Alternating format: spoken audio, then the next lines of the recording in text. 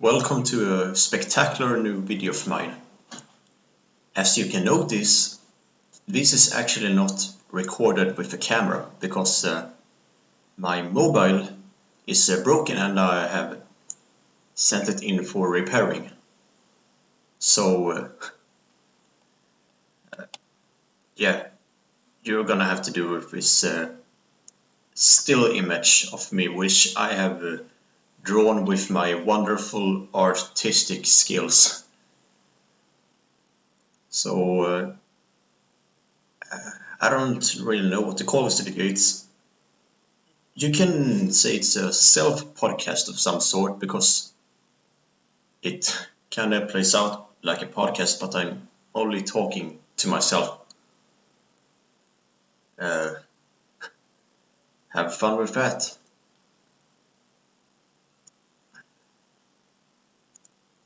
So I wanted to talk about some of the projects I've had over the years. For a long while actually, I drew a comic called Can, which is literally about the Can and his friends who have some misadventures. And the main character Can, he started out off as, kind of a normal person who was happy sometimes and angry sometimes and sad sometimes. But over the years, I changed his character to become more and more bitter and very cynical. So after 2 years or so, his character pretty much changed completely. He wasn't this sassy guy. He was just angry, depressed, and sad. That were his moods. He was never happy, actually. Never. And with that, I also changed the character trait of Ken, who was his friend at the beginning, but who Ken just now think is an annoyance. So I changed him from having different moods as well to someone who is always happy. Always. He's never sad about anything. And this drives Ken nuts because he can't stand someone who is so happy for no absolute reason. And then there's also his best friend. This is actually a genuine friend called Bottle, who is kind of a slacker guy, and he always smokes.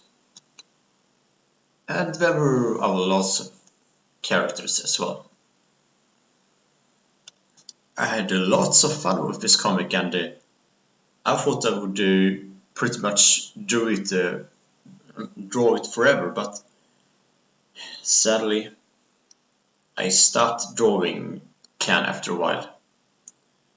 The reason is because I felt like I wanted to do something with the comic, distribute it in some way.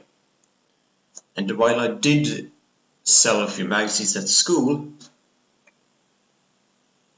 Can never, took a real leap out to reality, which saddened me. And another reason is that I was drawing this huge parody of Alien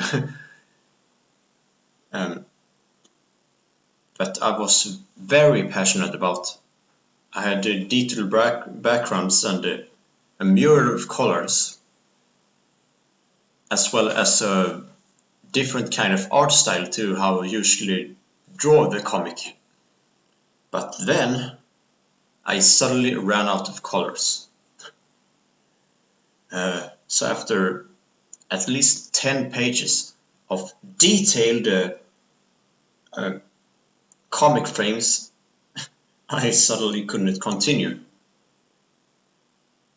That was several years ago, and it still makes me sad to this day.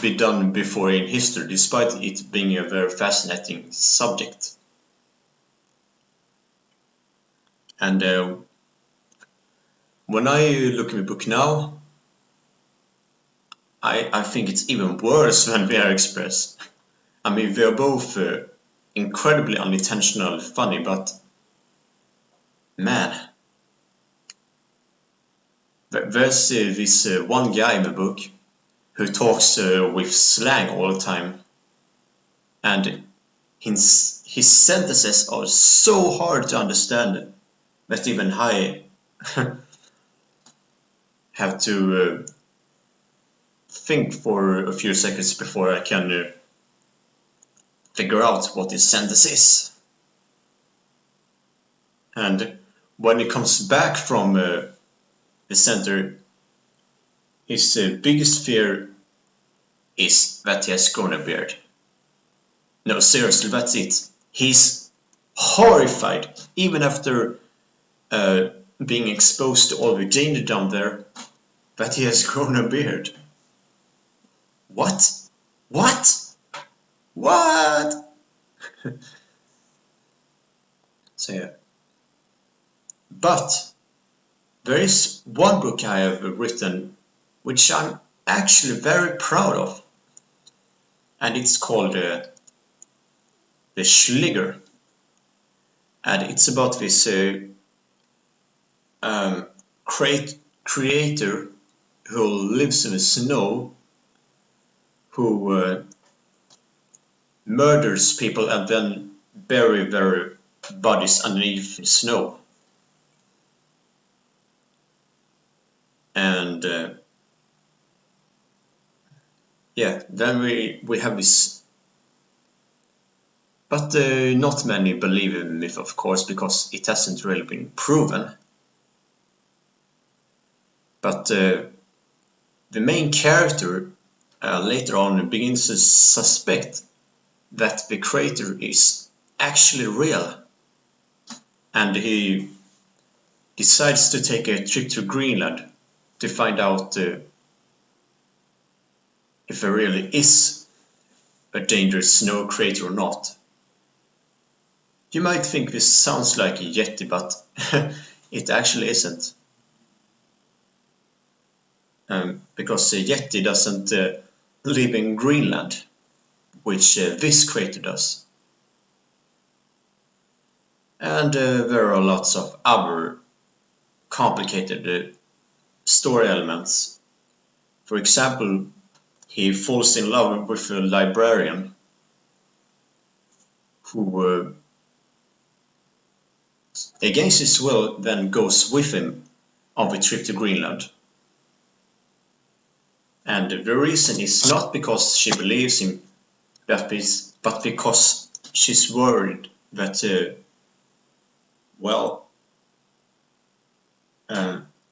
he might freeze to death or whatever I wrote. Yeah, I spent quite a while writing this book, and by the end it was 77 pages, which makes it the longest book I have ever written. And excited as shit over this accomplishment, I wanted to send it to a book publishing agency. You know, get other people to read this masterpiece. It's not perfect, but I do think I've done a good job of it. But unfortunately, I haven't had much luck because, you know, they don't really publish books in English in Sweden. They translate them in that case. And I didn't want my book translated. There was one book publishing agency which was willing to have my book sold, but they turned out to be frauds. So I still didn't get my book out on the market, which is a real bummer. I still want to get this fucking book published. come, I don't know. It has been on the shelf for a year or so now, but maybe someday I'll get this book published so you all can read it. Because I really want people to read it. I want to know what people think about this story.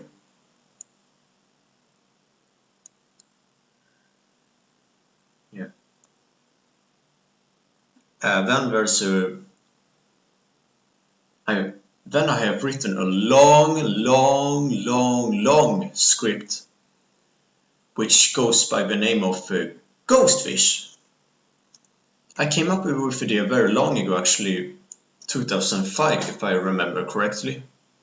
But then it was just, the simple good old classic horror story. This one about a murderous fish who kills people. And it wasn't really anything more of that. I mean, I did have a scientist in the story, but he didn't really bring any explanations. But then I decided that when attempting this again, I had started to write it a few times, but I stopped because I wasn't really satisfied with where it was going. But for this time I decided that now I actually would really write, fully write it, complete it. And it starts with two friends who are, out playing, and then decide to fish, and then this big murderous fish comes out of the water and slaughters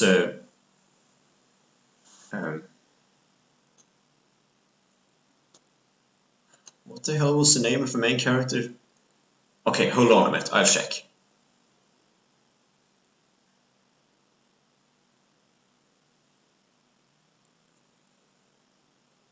Just a minute. Hold on. Don't you worry about a thing. Don't you worry about a thing. Oh no. Oh, for Christ's sake. Don't worry, I'll find it.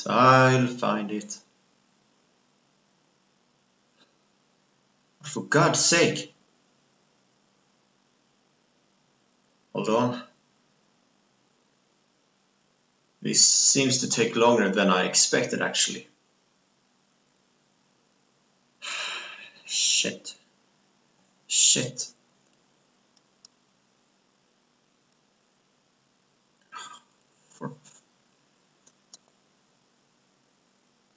I guess in the meantime I can tell about another project I had my eyes peeled on, and it's called Ephraim, and it's about a couple who goes on a honeymoon and to an island which is supposedly romantic. It's supposed to be this wonderful place where they can just relax. But when the wife wants to get near a volcano, because she has always wondered how they look up close. It starts rumbling and she falls inside. Terrified, her husband decides to jump in with her. And they fall into this mysterious world where a satanic cult is ruling people. And you're either with him or you're not. But one thing's for sure. If you try to escape, well, you will most likely be caught by this guy called the Cutter, who is the worst kind of torturist, or whatever the hell you call it, ever known to man or woman. I'm not trying to be discriminatory. Who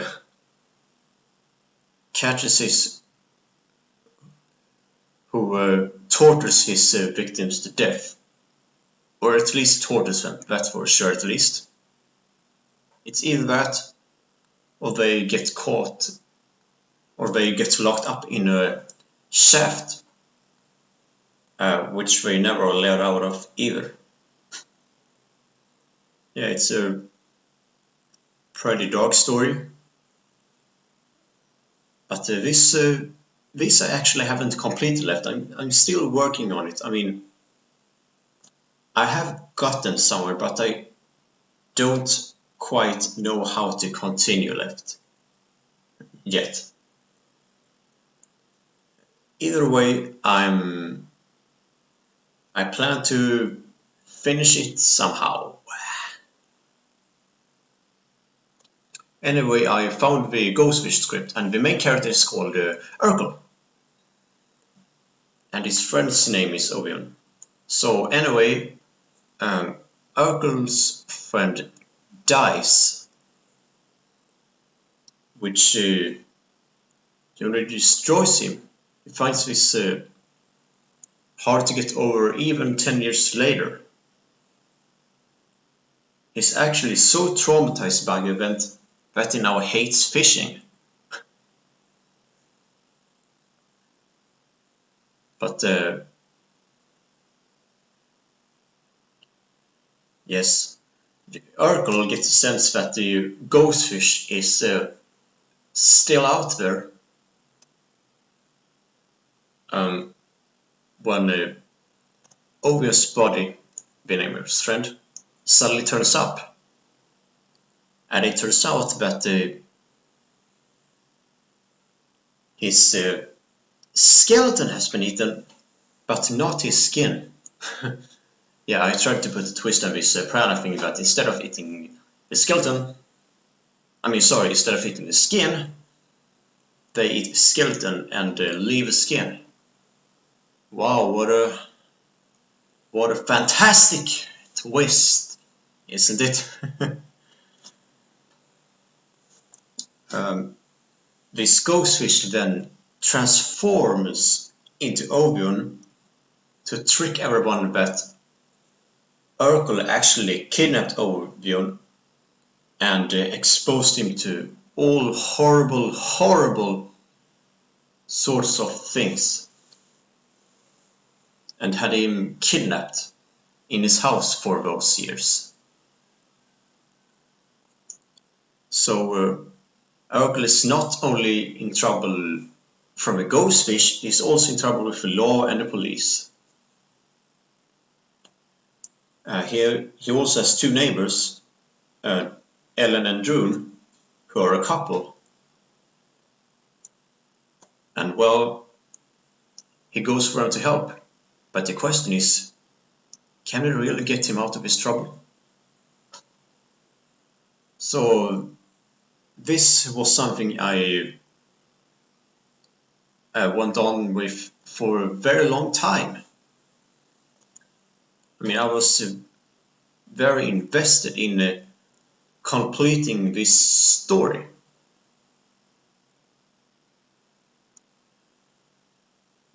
Even with that, it actually only took a few months. It could have easily taken a year, but because I was so passionate about writing this, I got it done in a few months.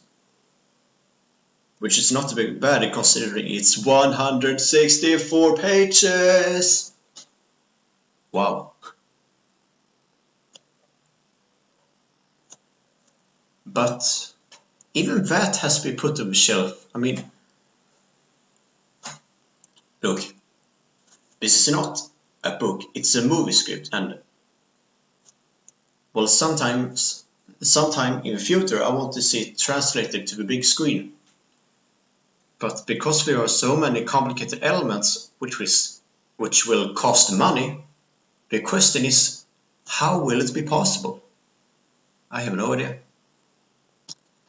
There's one scene where Jack Bauer interviews Urkel. Okay, well, it's a Paradise version of Jack Bauer. He's very overdone. But anyway, if I'm in luck, I would really love to have Kiefer Sutherland actually play Jack Bauer. But is it really possible? I don't know. He's not that old, he's 49, but the question is, if I ever get to making this movie, will he be up for the task? Or be busy with something else? Or, just not feel like it? He has turned down a lot of projects. Either way, someday, somehow, I will get Ghostfish. If not on the big screen, at least on some kind of fucking screen. Fucking Christ, I've been waiting for 2 years to have this filmed. That's right, it was 2 years ago I wrote this script. And still nothing has happened to it. I also started writing a sequel which picks up the loose ends from the first Ghostfish movie, but that was not completed yet. I mean, for Christ's sake, if I can't even get the first movie done, what's the point with starting to write the second one? Huh? You tell me that, bitch. I'm sorry, I didn't mean to insult you. I'm sorry, please forgive me. Yes, kidding. But one project I can assure you will come to fruition, and that is Father in London. And it's about this father in London, obviously, who is called Johan. He has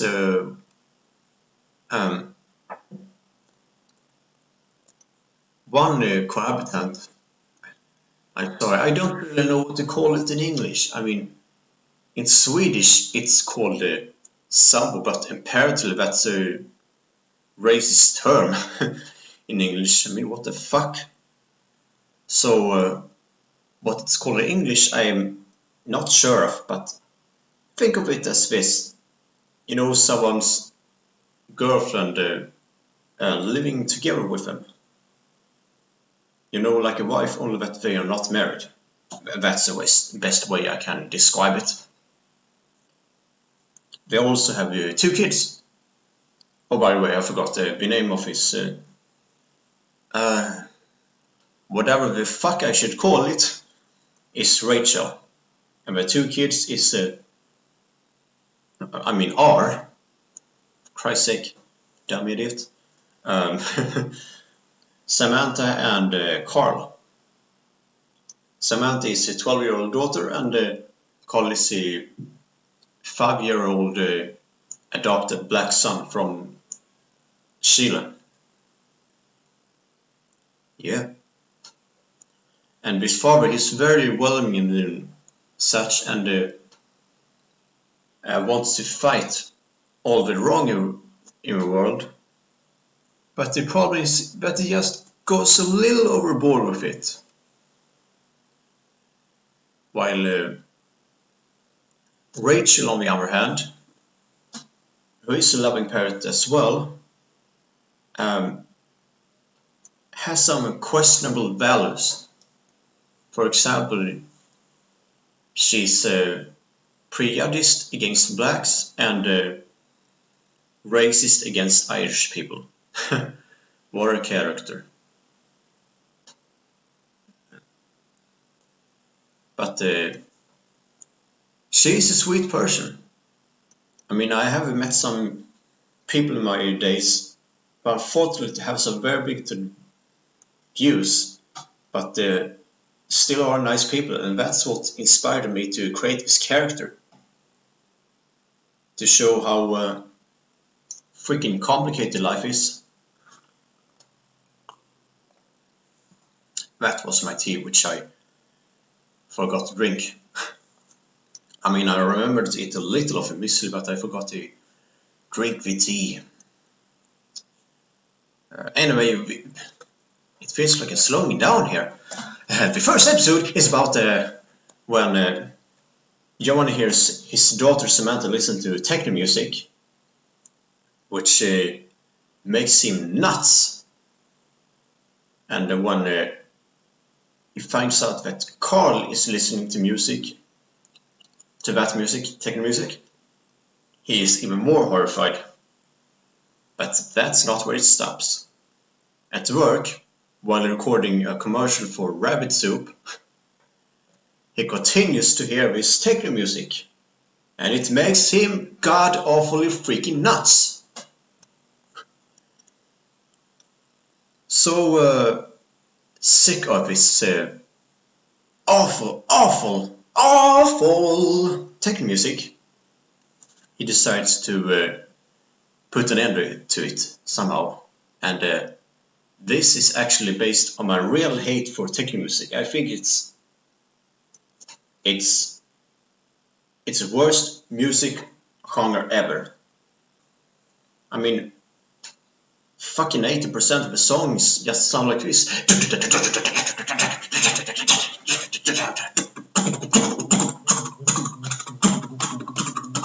Drugs, party.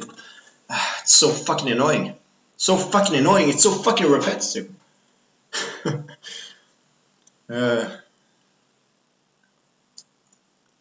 So in this episode I had much fun writing this episode. While I did over-exaggerate Johan's hate of techno music, I also parodied techno culture in a negative way, of course. You know raves? Yeah. Pretty much drug cartels, man. And that's all I'm gonna tell for now. There are, outside of the family, there's the director, who's Johan's boss, the Irish drunk called Gregorian, and oh shit, that's all I have. I don't have met many supporting characters yet, but I'm sure that over time there will be some more. I will put up a trailer later on, maybe in a week, maybe 2 weeks, I don't know, but there will be a trailer released. And you can judge by yourself if you think this looks good or if it looks like complete horse shit. Hopefully you don't think it's a letter. That would be most unfortunate. I do have some more projects I could talk about, but this is all I feel like mentioning right now. So yeah, I hope you enjoyed listening to me talk about my past and future projects. But I do want to talk about one other thing, and that is, why are people so hysterical about the different genders and races in movies? I mean, look at the new Star Wars movie, for example, The Force Awakens, where people were, really in anger that how dare they have a female and a black main character in the movie. Oh, the whole world is gonna freaking explode. I don't understand it. I mean, the dumbest criticism is over a black stormtrooper, like, that is so wrong. But think about it. Have you ever seen a stormtrooper actually take off a helmet? No. I mean, I bet if you had all stormtroopers take off their helmets, there would be some black ones. And yeah, maybe some Asian ones as well. So I don't know, what's the harm of having a black stormtrooper? I don't understand it. What's the big deal? And the female male character, people criticize it as pandering to feminists. Oh, how horrible isn't that?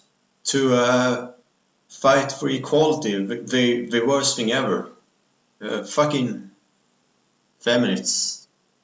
Shit. I mean, we're all getting hysterical about nothing. There are tons of movies out there, tons, which have a male leading character